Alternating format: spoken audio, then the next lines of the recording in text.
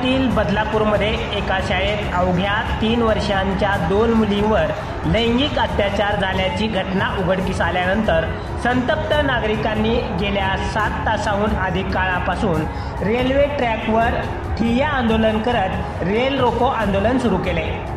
पोलिसांनी जमावाला पांगवण्यासाठी सौम्य लाठीचार्ज केला। त्याला विरोध करताना आंदोलकांनी पोलिसांवरही दगडफेक केली। आरोपीला आमच्या ताब्यात द्या अशी मागणी आंदोलकांनी लावून धरली। आधी आरोपीला फाशी द्या, मग आम्ही ट्रॅक मोकळा करतो अशी मागणी आंदोलकांनी लावून धरली। इथे कुणीही लोकप्रतिनिधी नको, आम्हाला न्याय द्या असंही आंदोलक पोलिसांना म्हणत आहेत। 3 महिन्यात तपास पूर्ण करू, या प्रकरणाची सुनावणी फास्ट ट्रॅक कोर्टात महिला न्यायाधीशासमोरच करू असं आश्वासन आंदोलक समितीला देण्यात आले।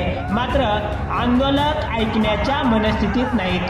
त्यांनी आरोपीला थेट फाशी द्यावी अशी मागणी लावून धरल्यानं बदलापूरमधील परिस्थिती नियंत्रणात आणण्यासाठी प्रशासनासमोर मोठं आव्हान निर्माण झाले।